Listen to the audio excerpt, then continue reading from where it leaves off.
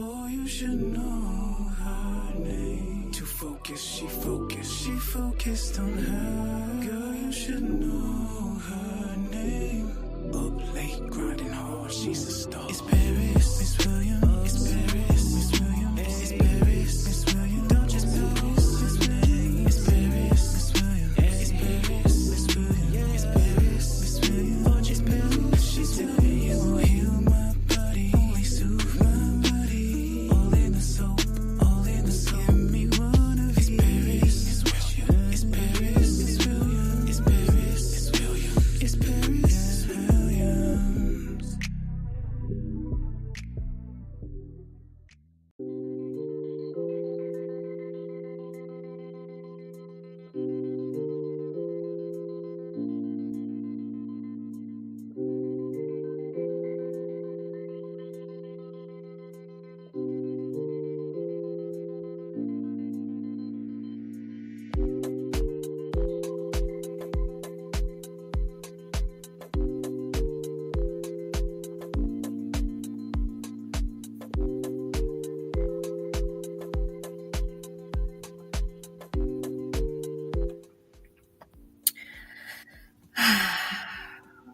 What is going on, everybody? If I could be truly honest, I was not ready, but I feel like universe, we're never ready, right? We're never really ready for what the universe has for us. The good, the bad, and the ugly.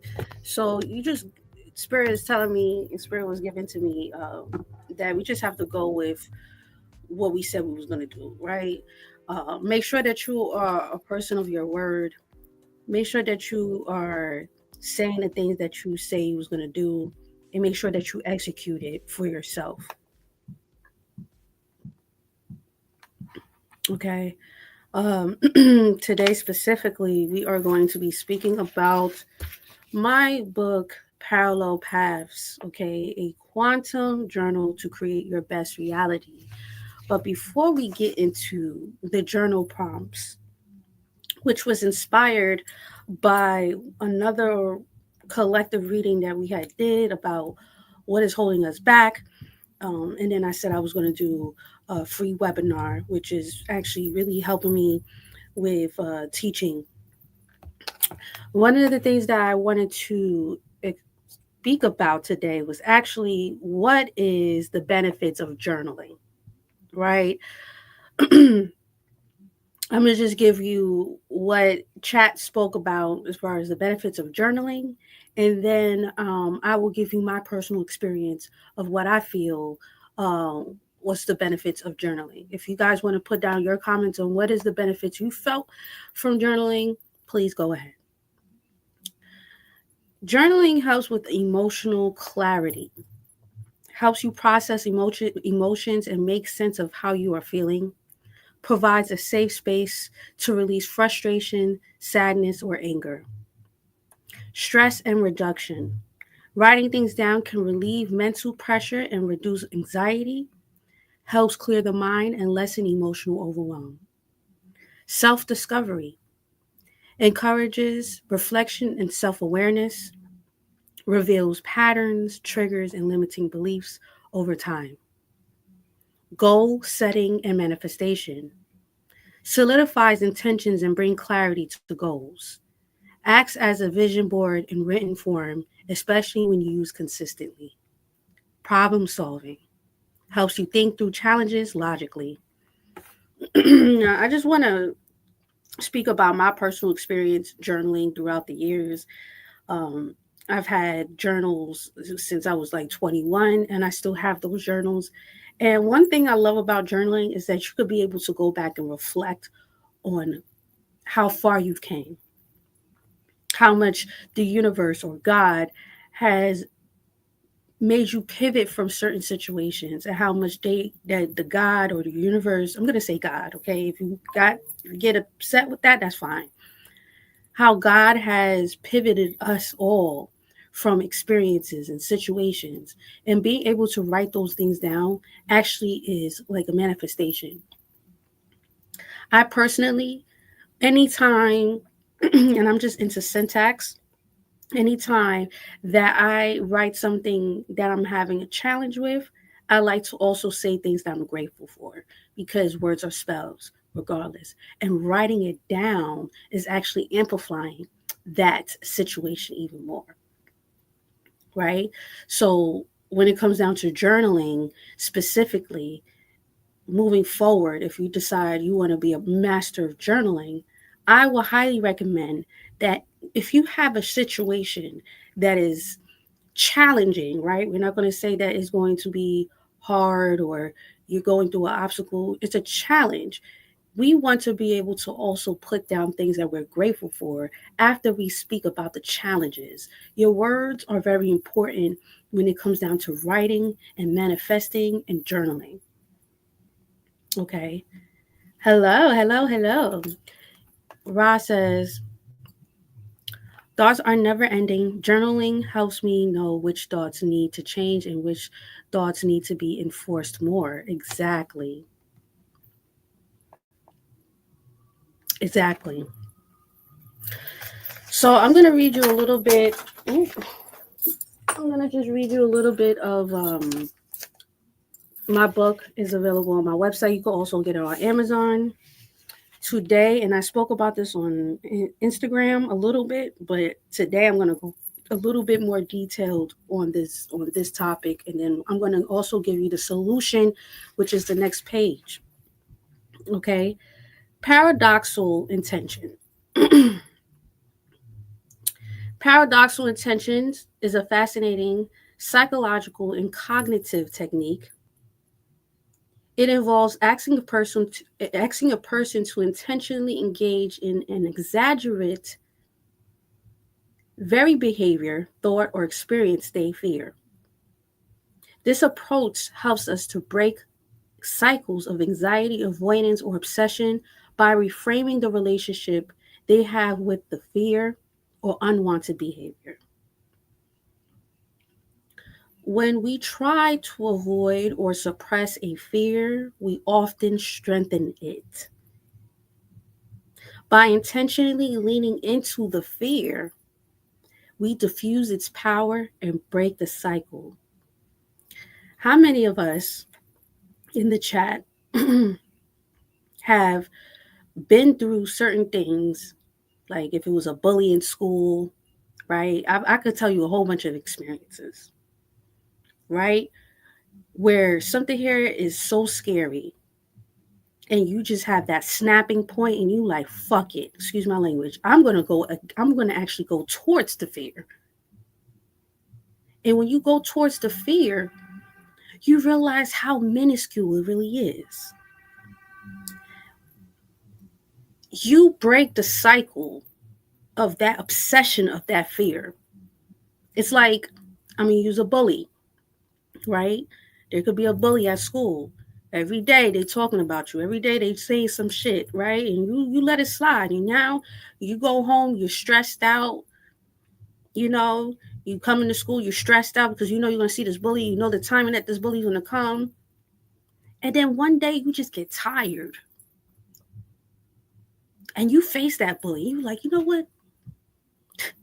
This happened to me. This happened to me in Job Corps. This one chick, she kept on talking, talking, talking, talking, talking. She even like, you know, in Job Corps you have like the roll call, right? So everybody comes into the living room to see who's here, blah blah blah. And the chick had said something about my teeth. She was like, "Oh yeah, this bitch is Sandy from SpongeBob." Everybody started laughing. I let it rock. One day, she came into my room with the same spicy energy in my room now. And you know, in the dorms, you get three other people that you're dorming with. And she said some shit, and I closed that door. I said, "Yo, fight me right the fuck now, B. I'm tired." I was nervous. I was shaking. I was shaking my motherfucking boots. I was nervous. You know what she did? She was like, "Oh, I'm not gonna fight you because you're underage." But the door is closed though. Nobody's not gonna say nothing. I'm not saying nothing. We're both from Brooklyn. And we was both from Brooklyn at the time. I think that was another intimidation because she wanted to be the only one from Brooklyn. That's the language, the lingo. Shorty left me alone. You know what actually happened? She started saying hi to me. I think that was just her way of trying to see where I was. I was still the new girl, you know what I'm saying? Um, and like after like the seventh day, that was it. I went off on Shorty. I was like, yo, I closed the door because she came into my door. I closed the door and I was like, yo, come fight me. So I'm tired of your shit. I don't have nothing to say. Sometimes when I start getting upset, I start to like ramble because I don't know. I'm furious. I'm rambling. I'm like, yo, like, I don't know what I did to you, but like, if you got a problem, let's fight. She was like, oh, you just saying that because you're a minor. Blah, blah, blah. Watch when you turn 18. It's on, da, da, da, da. Never was on. It never happened. And that goes towards, sorry, I gotta be hood with it. You know, it's hood profits. You know what I'm saying? This goes with this paradoxical intentions where we need to face exactly what is it that we fear, right? Shifting perspective. Why does this work? This is all in my book. Why does this work? We need to shift our perspective. By voluntarily engaging in the feared action, the person creates a sense of control rather than feeling victimized by the fear. I can't wait till we get into this journal prompts. It also helps with decreasing anxiety. Fear thrives on resistance. Fear, fear thrives on resistance. When you stop resistance and embrace the fear, it often diminishes because you are no longer feeding it with avoidance or stress. How many of us have fed our fear and have been resistant to that? Fear feeds off of resistance, y'all. That means that you have been feeding your fear all this time. And 9 times out of 10, that fear that you have is not even what you think. It's an agreement that you made with yourself. Interrupting the cycle. Paradoxical intentions disrupts the automatic anxiety loop, offering the brain a new way of processing the fear. So let's say, for instance, you have a fear of public speaking, right? You have a fear of public speaking, which I've had actually. I don't believe it, but I actually did. Do you know that actually going on the stage or even trying it in your home, starting a YouTube channel, you're actually facing your fears of public speaking.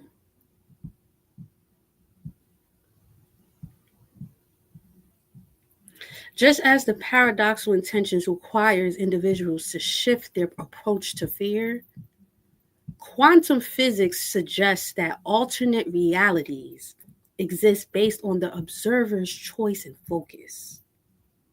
When someone embraces their fear instead of avoiding it, they effectively collapsed a new possibility, one in which the fear no longer controls them.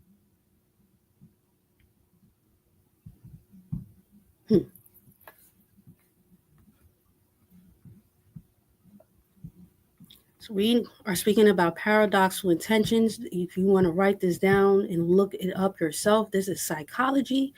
You can look up this. It's a whole format, but I'm giving you the format right here. Just broke it down in a parallel lane. So our first journal prompt, and I wrote it right here for you guys, is reflecting on fear. What is one fear or recurring thought that feels overwhelming? How might you intentionally lean into it to change its power over you? Okay. as you guys are writing this prompt down, and if you at work right now and you can't write this prompt right now, you can't do the prompt right now, that's perfectly fine. You could be able to write this down and also get my book, please, because this is a perfect way to really reflect on a lot of the prompts. This is just one. I'm giving you two, 3 prompts. I forgot how many prompts I'm giving you right now, but it's not a lot. So I will give you my prompt as you guys are writing your prompt. Hopefully I don't interrupt you guys from your prompts. But I just kind of want to be transparent because I feel like transparency is the most effective way to be able to break the barriers. All right. The first thing I want to say is that I believe that I made the agreement and the fear of losing people that I never had. In fact, the fear was if the people didn't like me as much as I thought, I fear that I would fail or I would look stupid. So I always love to prove people wrong. And my fear is truly rejection. If you guys are on Patreon, you know that was one of the things that we spoke about in the 4 agreements. And, you know, I brought it up and, you know, I'm working through that right now. And one of the things that I can do to lean into this change is by submitting, is by being quiet, is about allowing, understanding. I did the best I can, period.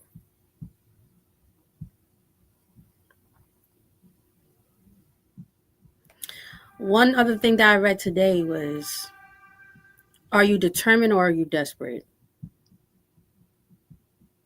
You will attract what you desire.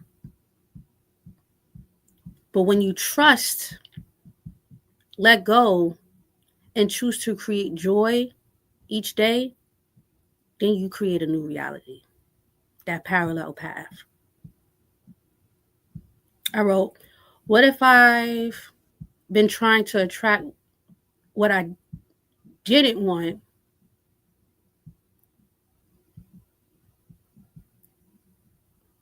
but what I really needed was to trust and let go? I choose to create joy. My intentions behind creating what I really wanted was for my own selfish reasons and for proving that I can do it. Today, I'm trusting and letting go. I am choosing joy every day. So that was my journal prompt that I did from this one from this one journal prompt.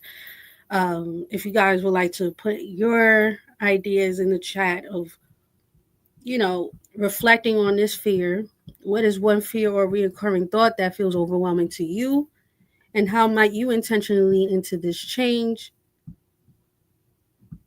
Please let me know. If you're not, it's okay. All right.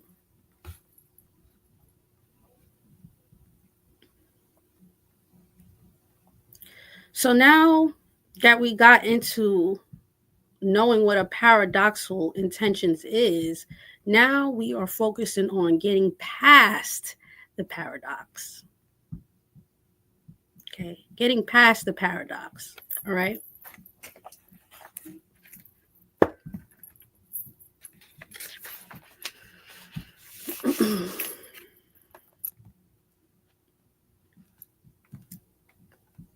No problem. You must let go of the urgency and engage in thoughts of trust in order to open doors of magnetic attraction. Obsessing about what's missing in your life actually causes you to channel your energy into missing it more. The paradox of desire is this: the harder you hold on to the need of something, the more elusive it becomes. This happens because urgency creates resistance, and resistance blocks the flow of energy that could naturally bring your desires to you. By obsessing about what is missing, you unconsciously amplify the energy of lack. The key to overcoming this paradox is learning to shift your energy from desperation to trust, allowing the doors of magnetic attraction to open.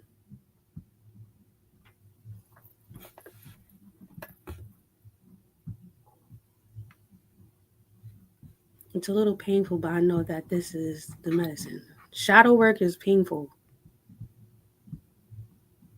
It's painful because you got to reflect back on you. But the craziest, here's the gag. We have been mirroring each other. We have been mirroring one another this whole time. The people, the circumstances, your money has been a mirror of where you're at. Now it's time to get past it. But you first have to face it. Urgency equals resistance. Write that down, y'all. Urgency equals resistance.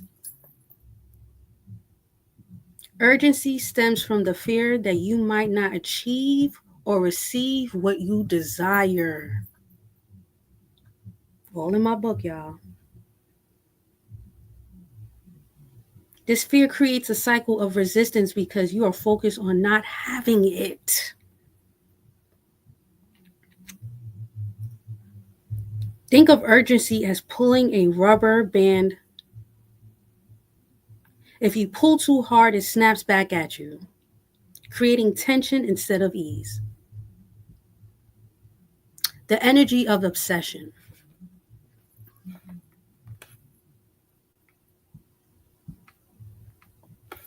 When you obsess about what's missing, your thoughts and emotions dwell on the lack of it. This reinforces the reality of not having and blocks you from attracting it.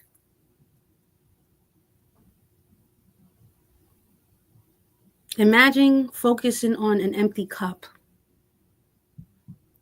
constantly wishing it were full. You're not focusing on the joy of what could fill it. You're focusing on its emptiness. How many of us have been obsessed with a certain reality? Your urgency has equaled your resistance. You're urgent for this love. You're urgent for a better job. You're urgent to be famous. You're urgent to do this. You're urgent to be seen. So you know what actually happens? You resist more of that. You keep on attracting more of what is it that you don't want and you don't desire. So then that makes you bitter. It makes you hard. Pause. Go.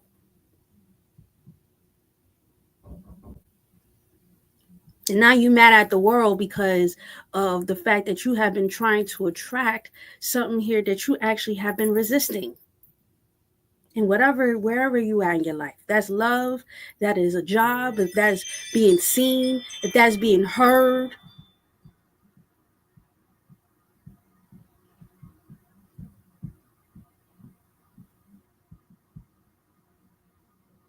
We've all been there. That's why I made this book. So I've been there.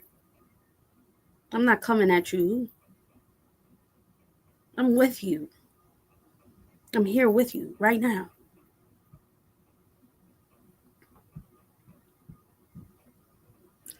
Trust creates space. How many of you guys didn't trust? Obviously, you didn't because you was too urgent. You wanted it now. You wanted it now. You wanted it now. You was obsessing about something here, and if you're only obsessing about it because you didn't trust.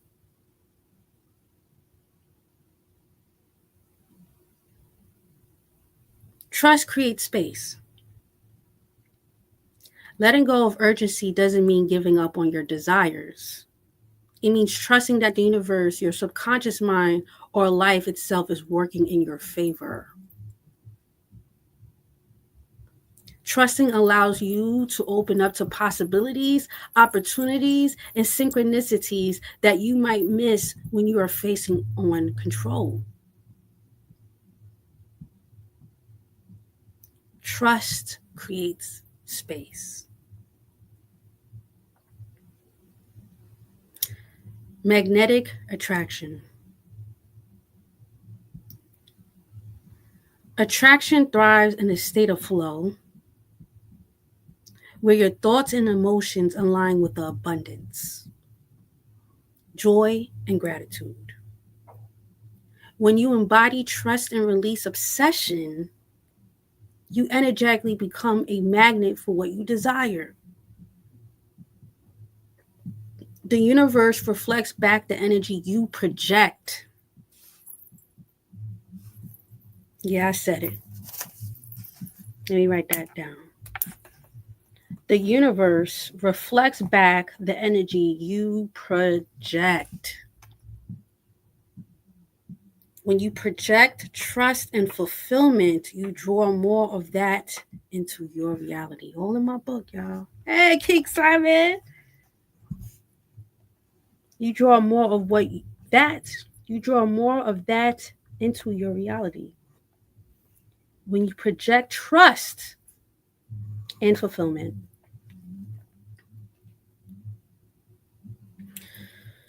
So this is going to be the last journal prompt.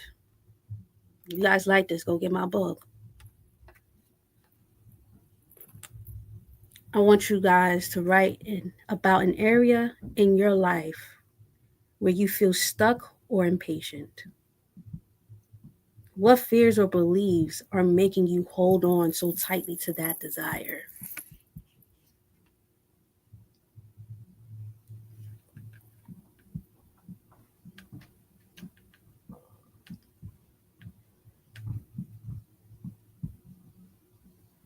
I could share a little something. I didn't write this down. I just flipped the page and the spirit was like, do this page too for you. So but off the dome,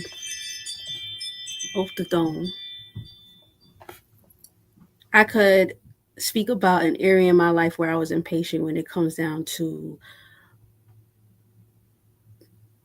wanting a certain outcome when it comes down to a relationship that I once desired.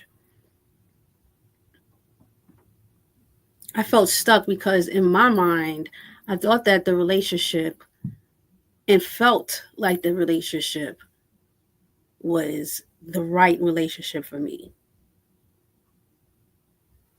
So I felt stuck. And also, it's very imperative for us to make sure that we have real spirit guides, people, tarot readers, oracle readers, whatever, readers that actually have integrity, because this is what fucks people up and have them on couch potatoes for years, because they'll get a reading and then the person that read them said, oh yeah, that person is your twin flame, that person here is your soulmate, which what happened to me. And then what happened was is that it just, once I started to look up what the twin flame was, and I'm like, oh shit, like, this is crazy, but it feels so I felt connected. But I also didn't know about karmic people. So I sat there stuck for like 2 years, resisting. I was obsessed. Like what? If this reader told me, uh, you know, I have this person here is the person for me, but why is this person here not giving me what I desire? Why is this person here actually like not coming around? It started to become a obsession because the reader told me that this person here was my person. So now I feel inclined to do the work so I could be able to intentionally get this person that I desired. So my intentions was not pure, first of all. It can be negative and positive. Positive, right? You know, that's why for me, I personally, when I do my readings, I always keep it. My intentions is always pure, even if it hurts people's feelings. At least I'm giving you the honest truth, and I'm not gonna lie to you. Exactly, they have to be balanced. If you're not balanced, it's not gonna work. Give me a second, guys.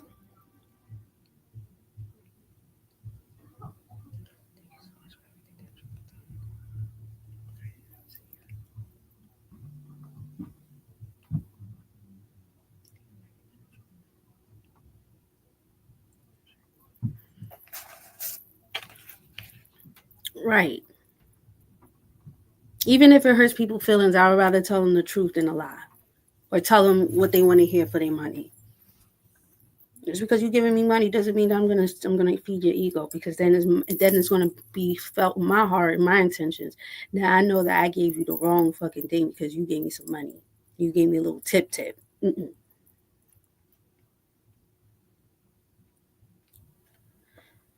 What fears or beliefs are making you hold on so tightly to that desire? I feel like the reason why I held so hard to that one relationship for a while, is because I wanted that desire of a person that was that divine connection. But I first had to realize that I had to trust the universe. I wasn't trusting the universe. I was obsessed with an outcome, but I wasn't doing the work in between that. Now I'm just sitting there waiting. Money's being lost because my energy is not connected to my work now. And this is real shit. And so how I pivot from that situation here was that I had to be honest with myself. First of all, I have to be honest. We don't chase, we attract. So if this person here is not attracting me and I'm the chaser, that means that it's not in alignment. So now I have to come to conclusion with the fact that maybe the person here that was gave me the reading was a liar. But that honest truth was for me to do the work within myself.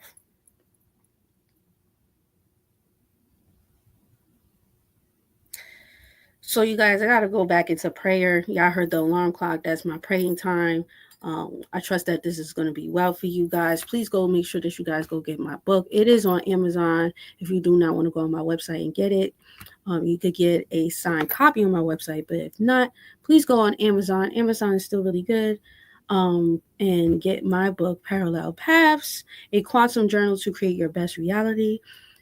And I trust that you guys loved this amazing webinar. Also, please share with 3 people, 333. Okay, please share with 3 people, so they could get their mind going. All right, I love you guys all. Thank you for everything. Have a great day. Peace.